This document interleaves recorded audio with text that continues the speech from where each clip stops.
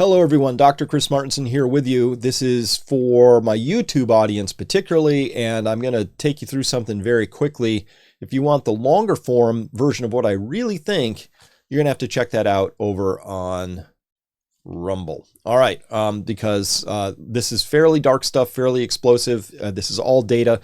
What we're talking about here is that the inestimable Jicky over here at Jicky Leaks, or now just at the Jicky, I think he got his main account back over on Twitter, discovered something that's really quite astonishing. So I'll let you read that text. What I'm going to tell you is that what we're looking at here is an actual materials safety readout from these things right here that I'm highlighting right now. And so this is the kind of quality control, at least one level of it, that you would want to see to make sure that those things are actually have been manufactured appropriately. And there's an issue here that didn't, there's a strong issue here. So as a reminder, those things right there are composed of something called messenger RNA. So I'll give you a little background on that. What happens in our body is that our cells, our genetic material is DNA, and DNA has to be turned into something called messenger RNA so that you can make these things called proteins, because DNA by itself doesn't do squat. It's just a set of instructions, and those instructions are contained in your nucleus, and those instructions have to get out of the nucleus into the larger cell body cytoplasm so that they can be read and translated and turned into the proteins, which are the things that do all the work in your body. So hemoglobin is a protein. Fibrin is a protein. All the enzymes in your body are proteins. So the proteins are the actual things that do the work. And so the instructions get translated from DNA into mRNA and become proteins, right? So transcription is the process of making a copy out of RNA from the DNA, and translation is the act of translating those instructions into this actual functional thing called a protein. And so this is exactly what happens when you get one of these. Some mRNA is put in the body, it gets taken up by the cells, and then the cells make this thing right here, the spike protein. And so here's how it all actually works. You have these, the RNA is made of 4 different letters, A, U, C, G. Those 4 letters are arranged in various patterns. It could be A, U, or it could be C, G, U, A, all that stuff. They're arranged into patterns. And each one of these patterns comes in, this is just a miracle of life. I love this stuff. The mRNA is arranged in something called codons. A codon is a group of 3 letters. In this case, AUG is a codon. And AUG is read by that translation machinery. That's a big old thing called a ribosome. The ribosome grabs onto a piece of RNA and starts reading along it, and it reads it in groups of 3 letters. Those groups of 3 are called codons. This codon, AUG, codes for something called methionine, which is one of the 20 amino acids that your body uses as like little Lego building blocks to string them together, like pearls on a necklace, to make a protein.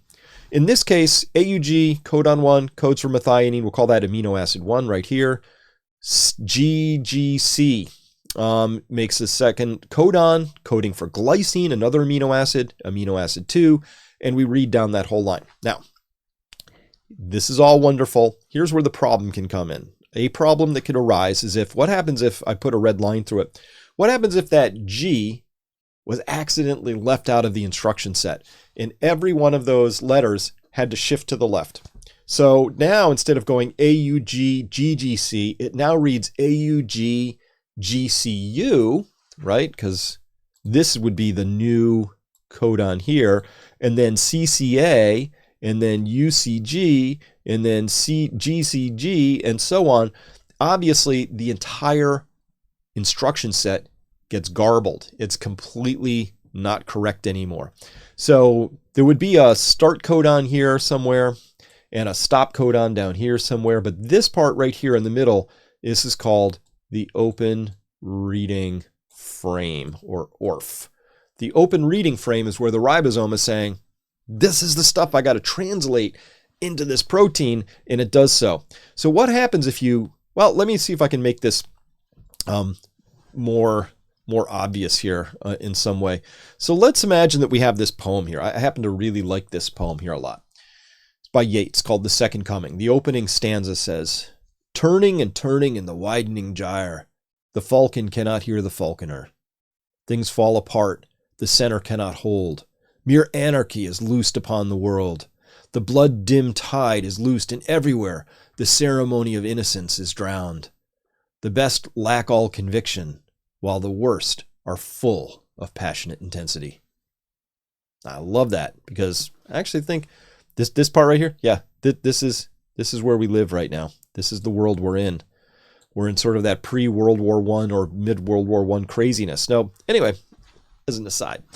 But what happens if we took this one N right here, this first N in the word turning, and oops, we left it out of this poem.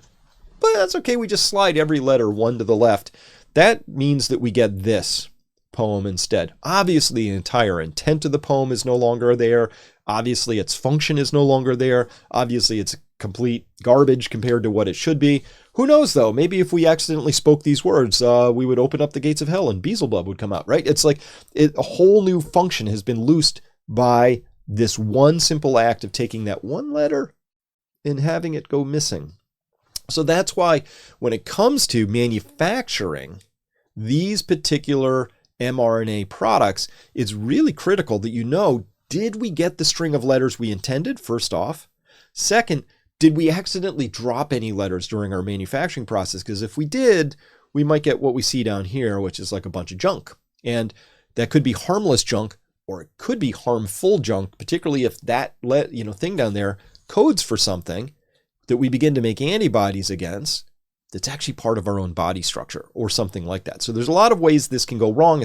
That's why obviously you want to, operate at warp speed as much as you can, but you're also going to want to make sure that this brand new manufacturing process, which is all new, right? It's very complicated. You don't just make the RNA, you don't just like sit down and have little people, with little hands and little microscopes and little tweezers assembling the letters.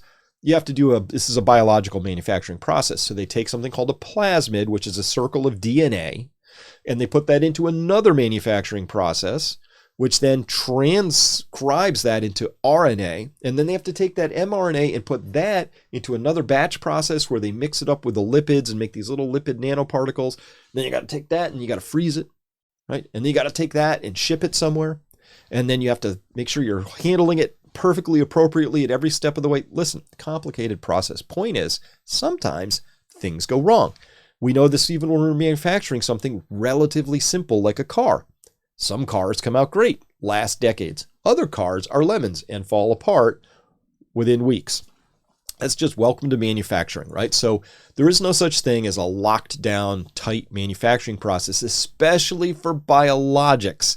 These things are ridiculously hard to do right. It's a lot of science, and it's a little bit of artisanal, cooking going on there. It's like, point being, every batch is going to be slightly different. So you would want to know what's in those batches. And what's interesting here is that what happened was that, I'll let you read this part up here, because again, I might get tripped up out here. But this is a piece of a spreadsheet that was released by FOI from the TGA, which is the Therapeutics Goods Administration of Australia, which is the FDA equivalent or counterpart. And each row in this spreadsheet is a person who died. And we have some other information that comes along for that. And in some cases, we actually get the batch number supplied. Now, here's the thing. Sometimes people die, and sometimes it's just randomly associated. So you would expect in that world where you actually had some people, people are all getting different batches, and some people randomly are dying, there should be no associative thing showing up. In fact, what you would not want to see from a safety signal standpoint is you would not want to see certain batches associated with higher rates of death. So as soon as you had like more than one person showing up as having died in association with a given batch, that would be what we would call a red flag. And that red flag ought to have been pretty pronounced. But by the time you see something like here, like batch FL5333 show up not once, not twice, not 3 times, right? But 4 times. That's a giant safety signal right there.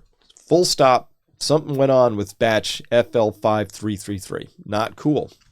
So Naturally, we only have, this is very incomplete data. I'm convinced that somebody went in and actually removed batches from here for reasons we don't know about. But part of the reason we got these batches here, including FL5333, just to focus on one, is because an earlier FOIA request actually asked for that specific number, as well as these other ones that we see now showing up in here. So this, I believe, is a very, very, very, very narrow, specific, will only give you exactly what you asked for. And thankfully, somebody knew how to ask for the right information, so it came out, but all the rest has been stripped out because reasons. All right.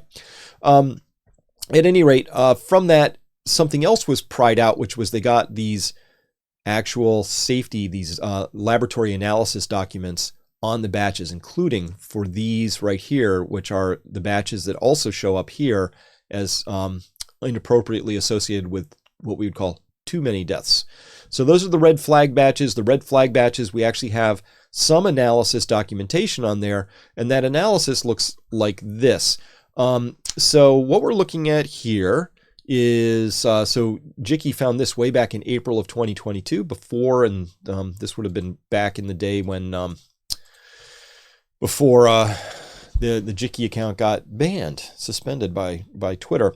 But at any rate, what we're looking at here is one of these laboratory analyses of a specific batch that was run on November 18th, 2021, long time ago. And what this is this is an Agilent 5200 report. If you were looking at an Agilent 5200 right now, it would look to you probably like a file cabinet with blinking lights on the front. It's a box. You put some of your sample into the box and it spits out a report that looks like this. What this report is telling us is just one simple thing. Of the RNA that's showing up in this particular lot that we're investigating, how long are those? How many fragments do we see? If it was a perfect manufacturing process, 100%, only what we saw to be in there is in there, we would see a single peak. It would be exactly the length. Here we see 4,078. That is the length of the full-length mRNA vaccine product. It is 4,000 and, or for Pfizer's, I should say, the Comirnaty, it is 4,078 letters long.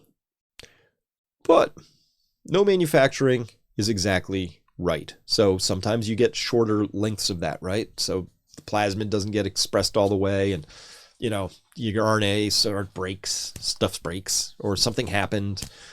Whatever, you would get these shorter lengths. So that's what we're seeing here. Every one of these little humps down here, little peaks, is a shorter expression. This one's 482 nucleotides long or letters long. This one's 803. So we see these different length products down here. Now, this is the bombshell. The Agilent curves, and this would be a curve up from the Agilent machine, show irregularities in the RNA analysis that was ignored by the TGA. Here they are. Note the batch numbers. FL5333, the bad one. FH3221, another bad one. FK0738, another bad one. FL7649, all death batches, and they all have this strange shape like this. They look almost identical to each other. Again, all of these being run in November of 2021, except for this being run in October of 2021. So TGA had this data, sat on it for a very long time until it got pried out by FOIA. What we're seeing here is this little ugly hump right here, Jicky writing to illustrate what I'm talking about. I put a big red arrow on the point of interest. Pretty subtle, huh? Look at that. So there's something there that shouldn't be there. And by the way, this is what those curves should have looked like. These are other batches that were run where you can see that smooth curve, and almost everything is showing up here in your full-length product right here.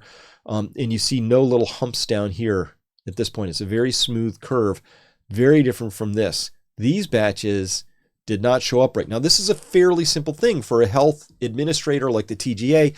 You get a batch like this, and then you start looking at your safety signals, and you start noticing, oh my God, these things are showing up. And it's very simple to line these two things up and go, oh, I think we have a batch problem here. Let's investigate this. The first thing that should have happened, of course, would have been to take these, sequence them, which is, this is just telling us how long the strings of letters are.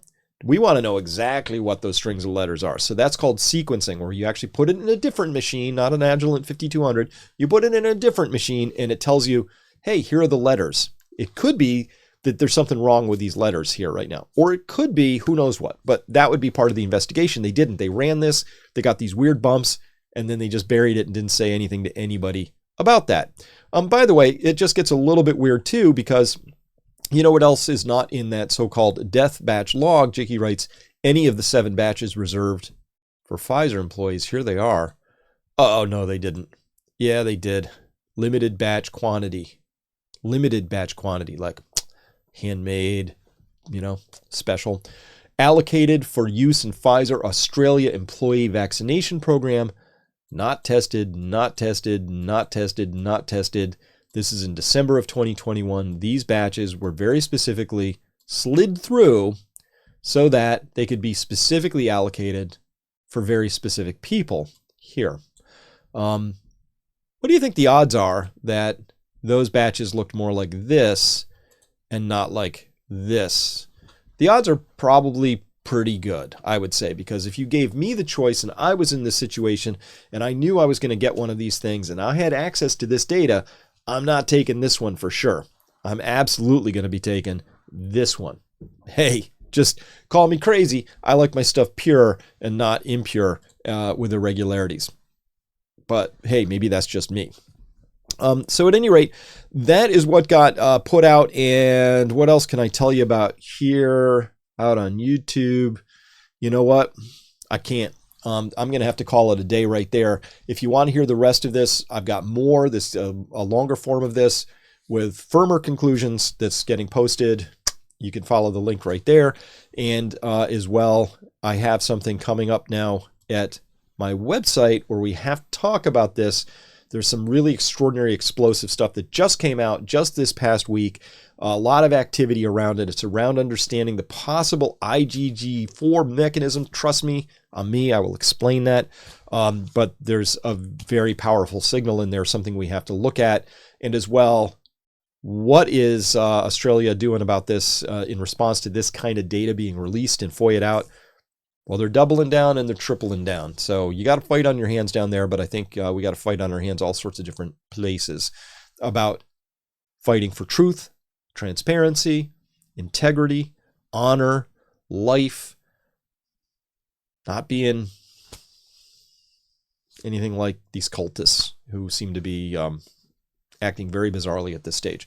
So at any rate, that's what I have for you now. Please come by and check this out if you want. As well, always, you can find all of my work at Peak Prosperity anytime you want. That's where I put all of my work. So come by, check that out. That's all I have for you today here on this.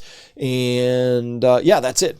Thank you for listening, and do what you can with this information. Remember, you got to tell people about it. We have to open this conversation up, because that's how we get away from this hell we've been stuck in and back towards the light. Thank you very much.